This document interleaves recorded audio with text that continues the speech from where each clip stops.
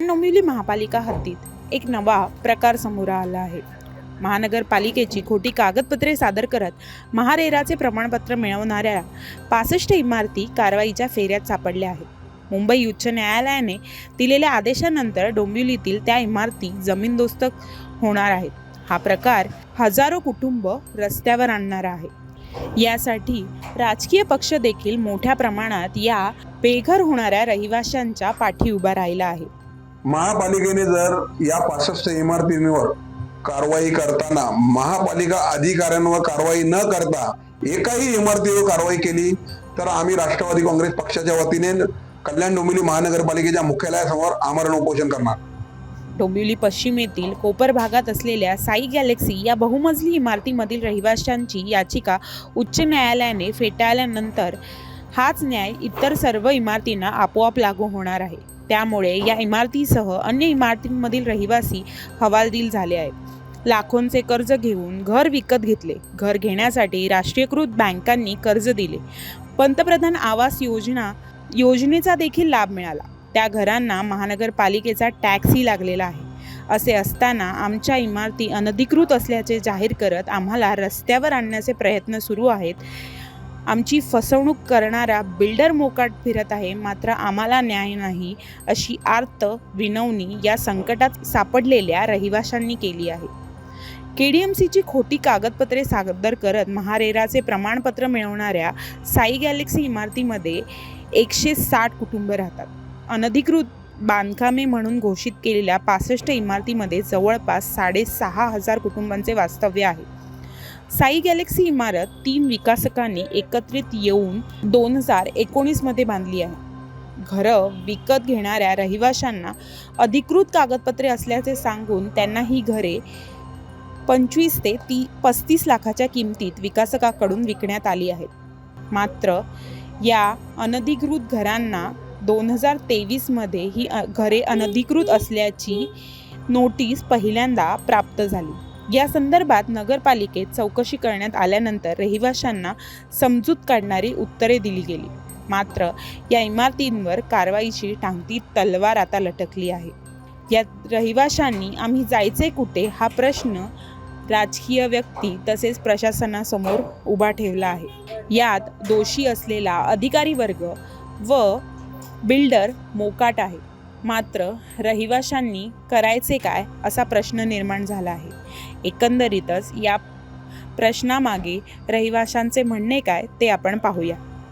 Actually आम्ही 2019 मध्ये इथे घर घेतलं होतं। त्यावेळेला अंडर कन्स्ट्रक्शन घर होतं। त्याच्यानंतर आम्ही 2021 मध्ये राहिलो। 2023 मध्ये सडनली आम्हाला नोटीस येते की बिल्डिंग इल्लीगल आहे। KDMCला विचारल्यानंतर त्यांच्याकडून काय रिस्पॉन्स नाही आला। त्याच्यानंतर 24 मध्ये आम्हाला दुसरी नोटीस आली बेसिस ऑन जे हायकोर्टामध्ये वर्डिक्ट आलं 19 नोव्हेंबरला की तुम्हाला डिमॉलिश करायचं। त्या बेसिसवरती आम्ही हायकोर्टामध्ये धाव घेतली होती।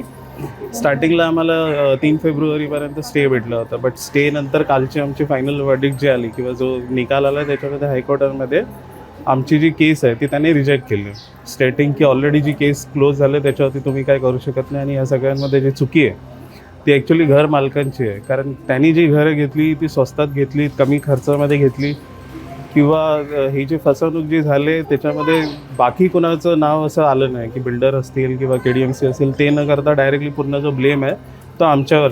आता काय मारलं एप्रॉक्स एक जर पकडलं तर ABCD मध्ये 160 कुटुंब राहतात। आज आम्हाला ही नोटीस आली होती 2023 मध्ये, पहिल्यांदा नोटीस आली होती। त्याच्यानंतर आम्ही त्या नोटीसचा पाठपुरावा करण्यासाठी सहाय्यक आयुक्त साबळे साहेबांकडे गेलो होतो। साबळे साहेबांकडे गेल्यानंतर KDMCच्या ग विभागात गेल्यानंतर त्याने आम्हाला सांगितलं ही साधारण नोटीस आहे आणि या नोटीसच्या नंतर तुम्हाला कुठल्याही प्रकारची नोटीस येणार नाही।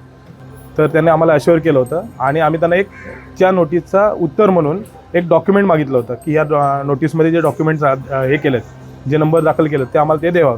तर त्यांनी त्या गेल्या 2 वर्षात आम्हाला एकही डॉक्युमेंट दिलं नाही। त्याच्यानंतर 2024 मध्ये आम्हाला त्यांनी परत पुन्हा एक नोटीस पाठवली डिसेंबर 2024 मध्ये।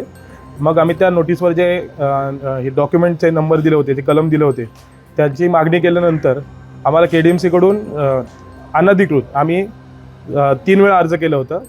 आम्ही एकदा वकिलाकडून पण अर्ज केला होता, पण सही शिक्का न देता त्यांनी अनऑफिशियली आम्हाला डॉक्युमेंट दिले आणि त्या डॉक्युमेंटमध्ये बिल्डरांवर 2018ला त्यांनी एक नोटीस हे केली होती की आम्हाला डॉक्युमेंट सादर करा या बिल्डिंगचे, ही जेव्हा ही अंडर कन्स्ट्रक्शन होती.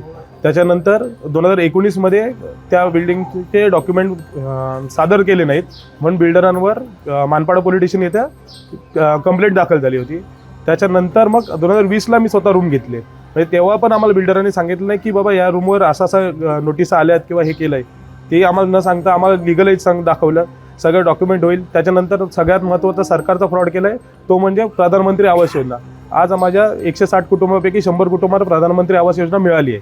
मग ती जर आम्ही अनलिगल असेल तर मग ती प्रधानमंत्री आवास योजना आम्हाला कशी लागू झाली? ते सरकारी डॉक्युमेंट, सरकारी दस्तावेज तपासले गेले का? त्याच्यानंतर आम्ही जेव्हा रूम घेतल्या तेव्हा आम्हाला लोन केले गेले, राष्ट्रीयकृत बँकांकडनं लोन केले. राष्ट्रीयकृत बँकांनी आमच्याकडनं लिगल डॉक्युमेंट चार्जेस जे असतात ते लिगल डॉक्युमेंट चार्जेस आमच्याकडनं घेतले. मग त्या बँकांनी काय डॉक्युमेंट हे घेतले, डॉक्युमेंट काय चेक केले आणि काय डॉक्युमेंटवर त्यांनी आम्हाला लोन दिला? जर अनलिगल तेव्हाच होती मग त्यांनी आम्हाला लोन का केलं? त्याच्यानंतर आता आम्ही गेलो होतो हायकोर्टमध्ये. हायकोर्टचा कालच निर्णय आला की तुमची याचिका फेटाळण्यात येते, तर तुम्ही पुढं याचिका करू शकता. आम्ही नक्कीच पुढे जाऊ, पण आमचं असं म्हणणं आहे की ही बिल्डिंग टिकावी आणि या बिल्डिंग टिकण्यासाठी सगळ्यांना कंपल्शन जर झाला, जर माननीय हायकोर्ट जर हे करत असेल की त्यांच्या निर्णयावर ठाम असेल तर आम्हाला कंपल्शन द्या आणि बिल्डिंग खुशाल तोडू शकता. आम्हाला 160 कुटुंबांना बेघर होऊन देऊ नका. धन्यवाद.